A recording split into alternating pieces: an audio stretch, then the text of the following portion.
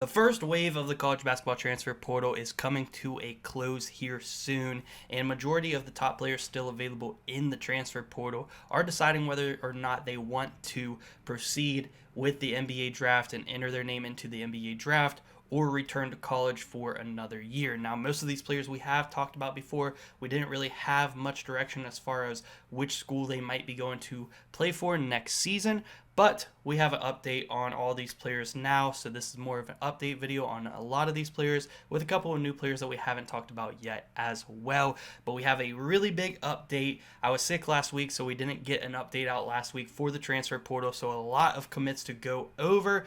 First off, Doug McDaniel, as I predicted, he did end up going to Memphis. There's still a chance. We'll talk about him later. He is my number one player in the transfer portal. PJ Haggerty, he is in the transfer portal, and he is still open to returning to Memphis. We'll talk about that later, but Memphis is in his top 4 as far as going back to Memphis, so it is possible that could be the backcourt there next year for Memphis, but Doug McDaniel did head there. Also, Jaden Epps commits to Mississippi State. I really like Jaden Epps. Whenever he was at Illinois just a couple of years ago, he had a lot of potential, transferred over to Georgetown, and really broke out this past year. So to pair him with Josh Hubbard, I thought Josh Hubbard was going to go to the NBA draft, so to get him back and get him a backcourt duo there with Jaden Epps, that is going to be a very fun, very electric scoring backcourt at Mississippi State.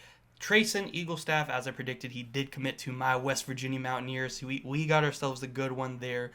Very, very happy with what Ross Hodge has been able to put together so far there at West Virginia. Rodney Rice did commit to USC. That was kind of out of nowhere. It was looking like he was between Tennessee and Villanova there for a while, but I think USC and Coach Eric Musselman was starting to, pick up the pace a little bit there in the transfer portal, start throwing some bags people's way, because they also got Chad Baker Mazzara, which I was not expecting to go to USC as well.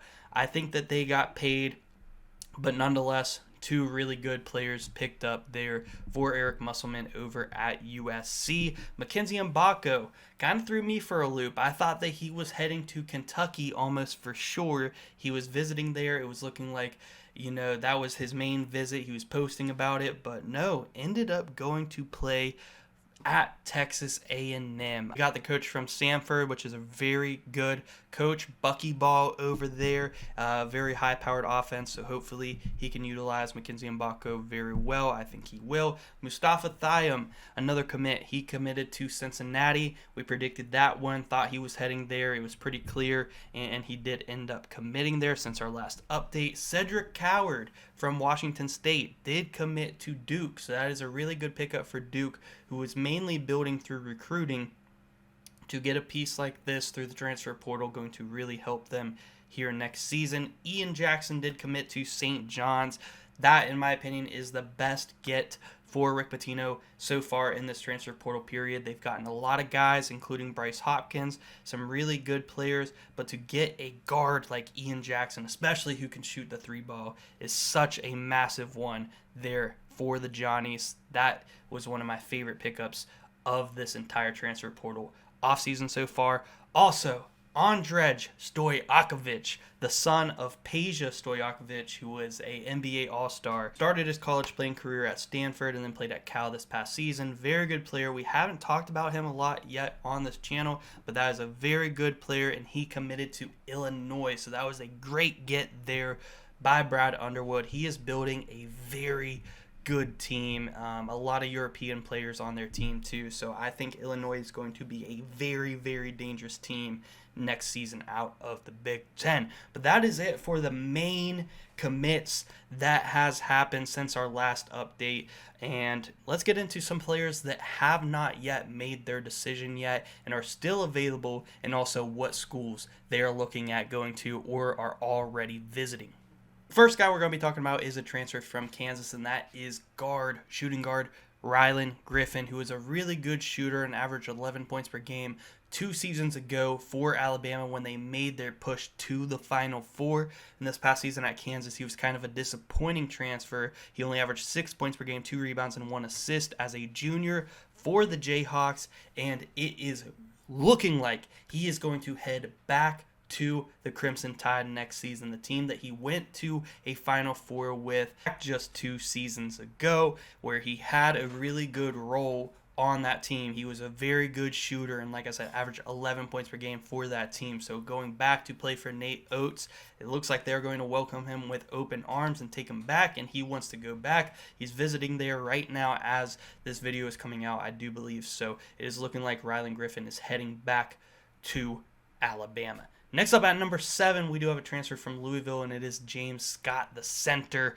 He was only a sophomore this past season and averaged 7 points per game and 6 rebounds per game. I think an underrated player in the transfer portal, especially that entered pretty late into the transfer portal period. Only a sophomore, a ton of potential there, and there are 2 teams that I see really pushing to go after him right now, and that is NC State and Indiana. If I had to make an early prediction, I would say maybe it is looking like he is going to head to Indiana to play next season. But I will say NC State does have a real shot at him, and Will Wade has been doing work recently late in this transfer portal. We talked about Eric Musselman getting a couple of dudes earlier in the commits. NC State and Will Wade are putting in work, and they are looking to spend some big bucks. If you want to compete in the ACC, you got to compete with that triangle in North Carolina between NC State, Chapel Hill, and Duke. So you got to compete with them. You got to put up some money. You got to get some guys in the transfer portal. Will Wade is definitely trying to do that. We'll see if he can get James Scott and a couple other players that we're going to talk about here soon. The next player we're going to talk about is a transfer from USC, and that is Desmond Claude. Now, Desmond Claude is a very good player for USC. I feel like underrated, under the radar, because USC wasn't really making much noise in their first season in the Big Ten this past season. But they were hanging in there. You know, they were hanging in there with a lot of games when they did get to Big Ten play, but they weren't really in contention to make the NCAA tournament. But Desmond Claude was a very good player, 15 points per game, 4 rebounds, and 3 assists as a junior for them this past season, and is looking like pretty clear that he is going to head to the Florida Gators, the defending national champions. Already picked up Xavier Lee, so to pick up Claude as well would be a huge get for Florida, and trying to make a run at it once again next season. So it's looking pretty clear that he is heading there. I believe that he is visiting Florida on Thursday, and I would expect him to commit not too far after that. Next up, we do have another player that we have talked about before, and a player that is entering his name into the NBA draft, and that is Jamir Watkins. Last season for Florida State, he did average 18 points per game, 5 rebounds, and 2 assists. And when we talked about him before, it was looking like he was between, you know, staying in the NBA draft or going to maybe Kentucky or Louisville. I think it is still Kentucky-Louisville, but I do think that Arkansas has thrown their hat into this ring too, trying to pull off Jamir Watkins. I think that there is a chance that he does stay in the NBA draft, but right now I would say the favorites to land him, if he does return to college, are actually going to be the Arkansas Razorbacks. I think that Coach Calipari may be able to convince him to head there for this next season and then enter the NBA draft next year. That would be a very good get for John Calipari, especially if he does lose this next guy, which is going to be Boogie Flan, the freshman, who is very much considering entering the NBA draft and also a return to Arkansas. But there are some other teams that I have been seeing floating around here that he might end up wanting to go to instead, and that is North Carolina, Syracuse, and St. John's. Now, and these teams floating around a lot. But I would say for Boogie Flan, I think his 2 options are to go to the NBA draft and go to the NBA, or if he does return to college, return to the team that he played for last year, play for Coach Calipari, and play for Arkansas. I think that those would be the 2 main options, but like I said, I have been seeing North Carolina, Syracuse, and St. John's floating around, so it is possible that he does take a look at those teams as well.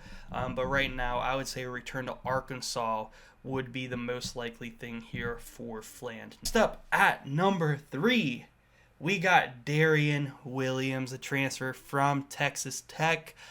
This was one that, when we talked about it before, I was really surprised that he was in the transfer portal. I thought that a return to Texas Tech for his senior year was 100% what was going to happen. JT Toppin did return. I believe it is going to be his junior year next season. So Darren Williams at power forward to return that front court would be amazing for Texas Tech, but it's looking like he is really going to leave. And not only is he going to leave, but it is looking like he is going to stay in conference, because the two main teams I see really pursuing Darren Williams right now are going to be the Kansas Jayhawks and the BYU Cougars. Now, if BYU ends up with him, it was looking like they were the favorites to get him the last time we talked about him.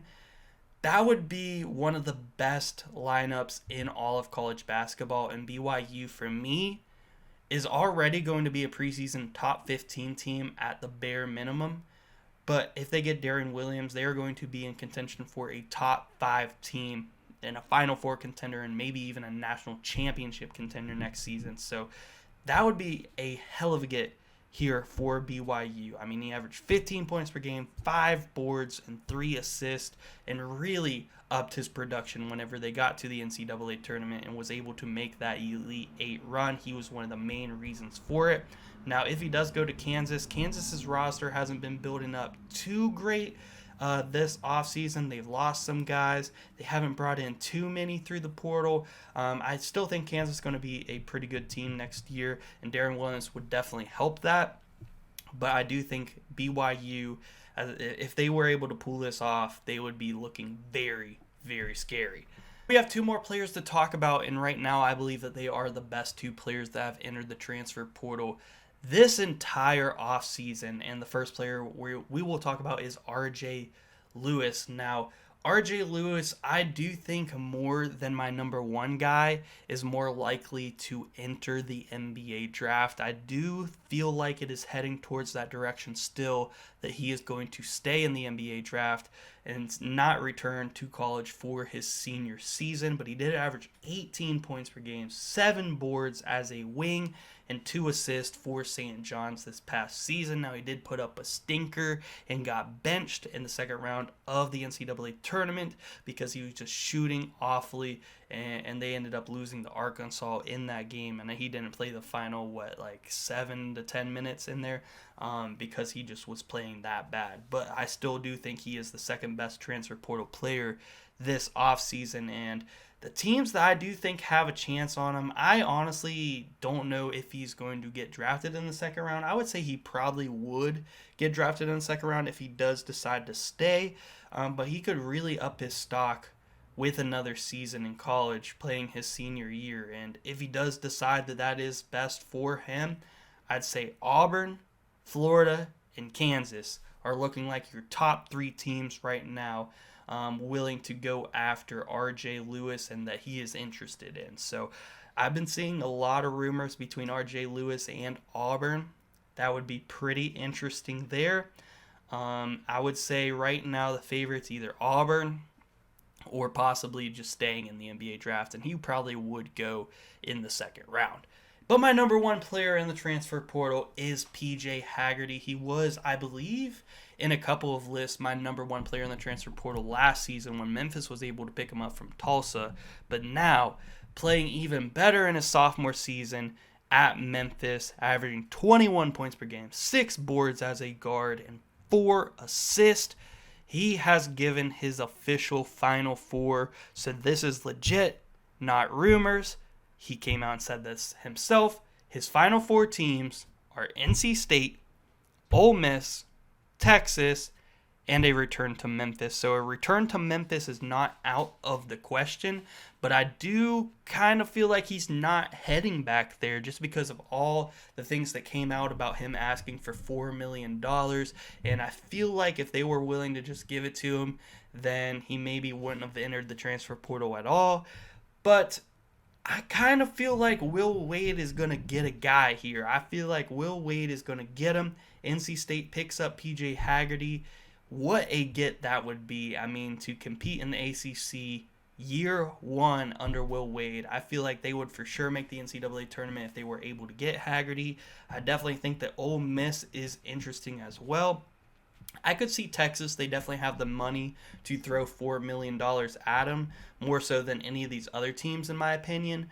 So if that really is the main reason he wants to leave and his main motivation to go to a school if it is money, I would say he's going to go to Texas.